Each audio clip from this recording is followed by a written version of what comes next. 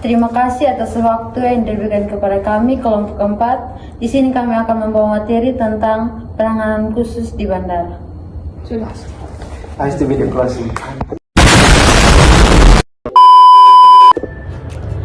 Penanganan khusus di bandar udara adalah serangkaian tindakan, prosedur, dan pelayanan yang diterapkan terhadap individu, barang, kendaraan, atau kejadian yang memerlukan karakteristik berbeda, berisiko tinggi, atau memerlukan perlakuan yang tidak mencakup dalam aluran pelayanan standar, dengan tetap berpedoman pada aturan keselamatan dan keamanan penerbangan. Definisi ini sejalan dengan ketentuan dan peraturan Menteri Perhubungan Nomor PM 178 Tahun 2015 tentang standar pelayanan penggunaan jasa bandar udara, yang menyatakan bahwa pelayanan harus disesuaikan dengan kebutuhan khusus pengguna jasa agar hak keselamatan dan keamanan tetap terjaga. Selanjutnya saya akan menjelaskan tentang penanganan khusus terhadap penumpang di bandara. Perlu kita ketahui, tidak semua penumpang memiliki kebutuhan yang sama, sehingga beberapa dari mereka ada yang membutuhkan pelayanan khusus agar perjalanan mereka tetap aman, nyaman, dan lancar. Yang pertama adalah penumpang bayi atau infant. Penumpang bayi atau infant adalah anak yang berusia di bawah 2 tahun dan belum memiliki kursi sendiri di atas pesawat. Bayi biasanya dipangku oleh orang tua atau menggunakan kereta bayi jika tersedia. Petugas bandara akan membantu proses check-in, memberikan informasi mengenai fasilitas bayi, serta prosedur keselamatan selama penerbangan. Tujuannya adalah menjaga keamanan dan kenyamanan bayi selama perjalanan. Yang kedua ada penumpang anak atau children. Penumpang anak atau children adalah anak-anak yang berusia 2-12 tahun. Sebagian anak bepergian bersama orang tua, tetapi ada juga yang bepergian sendiri atau yang biasa disebut dengan unaccompanied minor. Jika anak bepergian sendirian, petugas akan mendampingi mulai dari saat proses check-in di ruang tunggu, naik pesawat, hingga diserahkan kepada pihak penjemput di bandara tujuan. Hal ini dilakukan agar anak tetap aman selama perjalanan. Yang ketiga, penumpang ibu hamil atau pregnant.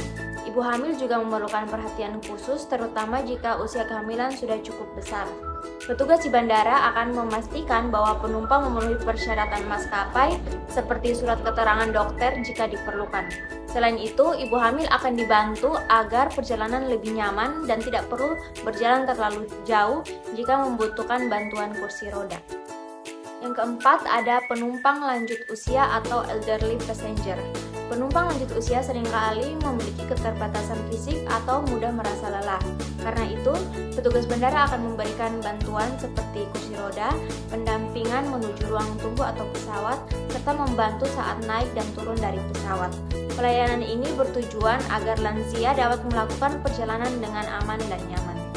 Kelima ada penumpang penyandang disabilitas. Penumpang penyandang disabilitas adalah penumpang yang memiliki keterbatasan fisik, sensorik, atau intelektual sehingga memerlukan bantuan khusus. Bandara menyediakan berbagai fasilitas seperti kursi roda, jalur khusus, lift, toilet, hingga bantuan petugas selama proses keberangkatan maupun kedatangan. Semua penumpang berhak mendapatkan pelayanan yang sama tanpa diskriminasi. Dan yang terakhir ada penumpang VVIP, CIP, dan VIP. Penumpang VIP atau Very Very Important Person adalah pejabat negara atau tamu kenegaraan yang mendapatkan pengamanan dan pelayanan tingkat tinggi. Dan yang kedua ada penumpang VIP atau Very Important Person adalah pejabat, tokoh penting, atau tamu khusus yang memperoleh pelayanan prioritas. Dan yang terakhir ada penumpang CIP atau Commercially Important Person, adalah penumpang yang membeli atau memperoleh layanan premium dari maskapai atau bandara seperti akses ke lounge, jalur check-in khusus, dan proses keberangkatan yang lebih cepat. Meskipun tingkat pelayanannya berbeda, tujuannya tetap sama, yaitu memberikan pelayanan yang aman, nyaman, cepat, dan sesuai dengan kebutuhan masing-masing penumpang. Jadi penanganan khusus terhadap penumpang di bandara merupakan bagian penting dari pelayanan penerbangan. Setiap penumpang memiliki kebutuhan yang berbeda, sehingga petugas harus memberikan pelayanan yang sesuai agar semua penumpang dapat melakukan perjalanan dengan aman, nyaman, dan memperoleh pengalaman yang baik. Selanjutnya, penanganan kargo dan barang khusus. Yang pertama, barang berbahaya. Syaratnya mengikuti standar IATA atau ICAO, kemasan khusus, perlebelan jelas, dan penanganan oleh petugas bersertifikat. Contoh dari barang berbahaya ada bahan mudah meledak, korosif, racun, gas bertekanan, dan bahan radioaktif. Selanjutnya, yang kedua, barang mudah rusak. Syaratnya pengaturan suhu stabil, pengiriman cepat, dan perlindungan dari paparan udara dan kelembapan yang berlebihan. Contohnya ada makanan segar, buah, daging, produk susu, dan juga vaksin. Selanjutnya ada hewan hidup.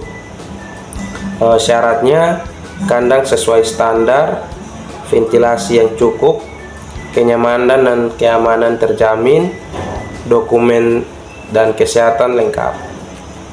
Contohnya ada hewan peliharaan, hewan penelitian, dan satwa liar. Selanjutnya ada yang keempat, barang berharga. Syaratnya pengawasan ketat sepanjang waktu, pengamanan ganda, dan perhitungan nilai asuransi khusus. Contoh dari barang berharga ialah emas, permata, uang tunai, dokumen berharga, dan seni yang bernilai tinggi. Selanjutnya ada jenazah atau abu kremasi. Syaratnya ada satu, yaitu kemasan bertutup rapat dan higienis, dan juga dokumen resmi pemakaman atau kebangsaan, serta penanganannya dengan penuh rasa hormat. Dan yang terakhir ada barang mudah pecah. Syaratnya bantalan pelindung yang kuat, penadaan peringatan jelas, dan dihindari dari penumpukan beban di atasnya. Contohnya ada kaca, keramik, peralatan laboratorium, dan juga karya seni yang rapuh. Penanganan keadaan darurat merupakan bagian paling krusial dari penanganan khusus di bandara. Hal ini mencakup segala tindakan penanggulangan saat terjadi insiden, kecelakaan, bencana alam, atau ancaman yang mengganggu keamanan dan keselamatan. Dasar hukum utamanya adalah Undang-Undang Nomor 24 Tahun 2007 tentang Penanggulangan Bencana serta Peraturan Menteri Perhubungan mengenai rencana penanggulangan keadaan darurat bandar udara atau Airport Emergency Plan. Oke, baik, selanjutnya saya akan menjelaskan penanganan, keamanan, dan pengendalian akses di bandara. Yang pertama itu tujuan utama. Penanganan keamanan khusus di bandara bertujuan mencegah masuknya orang, barang, atau kendaraan yang dapat mengancam keselamatan penerbangan. Ini adalah langkah perlindungan dasar agar seluruh aktivitas penerbangan berjalan aman dan terhindar dari gangguan atau bahaya. Yang kedua, dasar hukum. Aturan ini diatur secara resmi dalam Peraturan Menteri Nomor 55 Tahun 2020 tentang Keamanan Penerbangan Nasional dan Program Keamanan Bandar Udara. Ini menjadi pedoman wajib bagi seluruh bandara di Indonesia. Yang ketiga itu inti penanganan pengendalian akses ke daerah keamanan terbatas DKT. Inti dari seluruh aturan ini adalah mengatur siapa saja yang boleh masuk ke dalam daerah keamanan terbatas atau DKT. Apa itu DKT? Wilayah yang sangat vital di bandara meliputi yang pertama, sekitaran landasan pacu pesawat. Yang kedua, apron atau tempat pesawat berhenti mengisi bahan bakar dan memuat penumpang. Yang ketiga, area parkir pesawat. Selanjutnya, aturan masuk ke DKT hanya boleh dimasuki oleh orang yang berhak dan memiliki izin khusus resmi. Tidak ada orang yang tidak berkepentingan boleh masuk sembarangan ke area ini. Sangat menentukan keselamatan penerbangan. Ada beberapa poin penting yang saya sampaikan. Yang pertama itu, mengapa ini penting? Kesalahan sekecil apapun di daerah DKT bisa menyebabkan kecelakaan atau gangguan serius bagi penerbangan dan keselamatan banyak orang. Yang kedua, siapa saja yang boleh masuk? Yang pertama itu petugas bandara, kru pesawat, petugas keamanan atau pihak lain yang sudah memiliki izin kartu akses resmi dan telah melalui pemeriksaan keamanan. Yang ketiga, kaitan dengan aturan. Semua langkah ini tidak dibuat sembarangan, melainkan berdasarkan peraturan menteri yang mengikat seluruh bandara di Indonesia. Oke kawan-kawan, begitulah video kami, cukup singkat. Semoga bermanfaat bagi teman-teman yang menonton. Kami dari kelompok 4. Terima kasih, see you.